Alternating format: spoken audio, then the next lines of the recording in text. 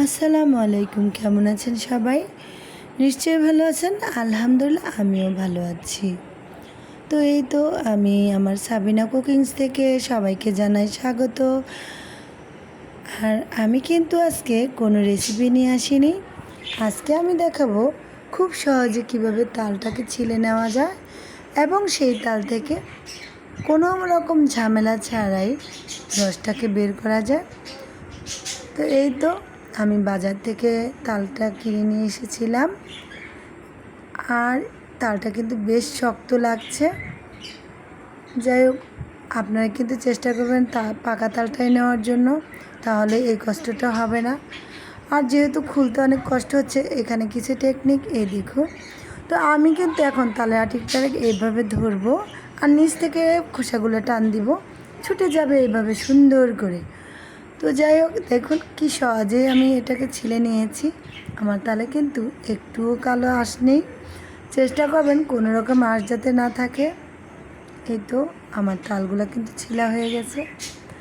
আর আমি এখন তালটাকে মাখিয়ে নিচ্ছি। এজন্য অল্প একটু পরিমাণ পানি নিয়ে নিব। জাস্ট আমি এখানে হাতটা ভিজিয়ে নিয়েছি। খুব বেশি পানি দেওয়া যাবে না এখানে। আর এখন আমি এটাকে খুব সুন্দর করে চিপে চিপে নিব। আর এই চেপে চেপেই কিন্তু রসগুলো আমি বের করে নিব। আমার কাছে মনে হয় পৃথিবীর সব থেকে সহজ পদ্ধতি এটাই, তাল চিপার। আমি কিন্তু অনেকবার আমার মাকে দেখেছি তাল কিভাবে চিপে নিতে হয়, কিন্তু নিজে কখনো চিপিনি। কারণ আমার আম্মা খুব তাল চিপতে পারতেন এবং আমার আম্মা তালের পিঠা বানাতেন। আর প্রচুর প্রচুর তালের রস চিপে চিপে আমাদের জন্য ফ্রিজে রেখে দিতেন। আমরা যখন বাড়িতে যেতাম বেড়াতে, তখনই কিন্তু আমাদের জন্য নানান রকমের পিঠা বানিয়ে খাওয়াতেন। আবার আমাদের বাসায় এসে যাতে আমরা খেতে পারি সেই জন্য বোতলজাত করে ফ্রিজে রেখে দিতেন। আর সেগুলো দিয়ে আমরা সারা বছর পিঠা বানিয়ে খেতে পারতাম।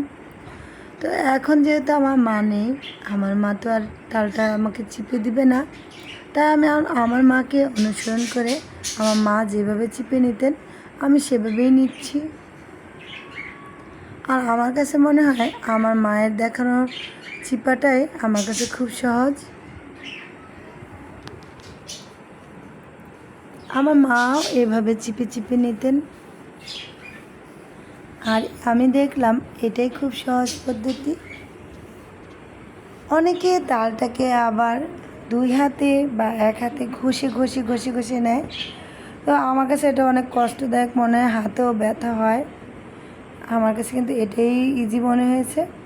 আপনারাও করে দেখবেন আসলে কোনটা ভালো হয়। আর দেখুন এখানে কিন্তু খুব ঘন একটা জুস বেরিয়েছে।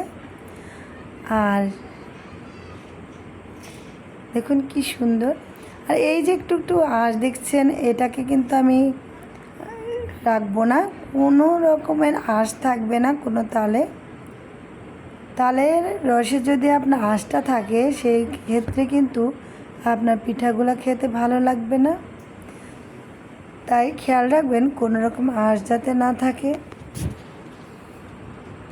তো আমি এই ঘন তালটাকে আরেকটা বাটিতে ঢেলে নিচ্ছি।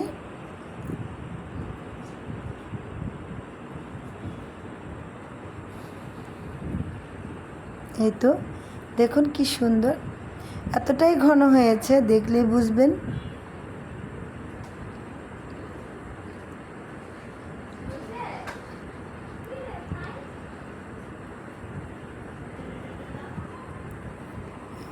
আমি কিন্তু দ্বিতীয়বারের মতো তালগুলো চিপে নিচ্ছি। আর এখনও আমি একটু পানি দিয়ে দিব। আর এখনের রসটা কিন্তু একটু পাতলা হবে।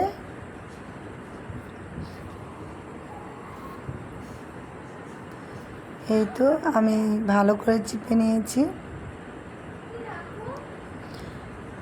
যতক্ষণ পর্যন্ত ভালো করে চিপে চিপে চিপে চিপে পুরো তালের রসটা বের না হবে, ততক্ষণ পর্যন্ত কিন্তু আমি চেপে চেপে বের করব।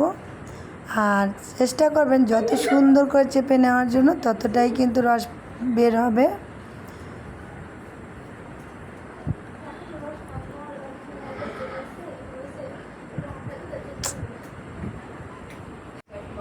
তো আমার তাল চিপাটা কিন্তু হয়ে গেছে।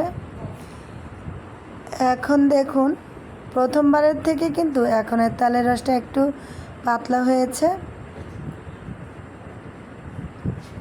খুব বেশি যে পাতলা হয়েছে তা নয়, কিন্তু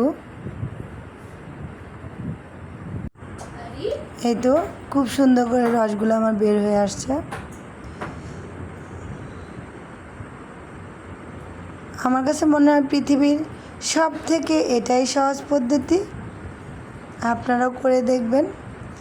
এই তো দেখুন আমার এখানে তালের রসটা, এটা কিন্তু দ্বিতীয়বারের মতো তালের রসটা।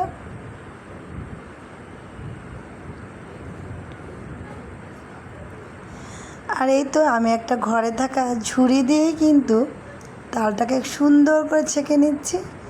আর এই ছেঁকে নেওয়ার কারণে এখানে আর কোনো আঁশ জাতীয় কিছুই থাকবে না। তো এই তো আমার ঝুড়ির সবগুলা রসই কিন্তু ছেঁকে পড়ে গিয়েছে।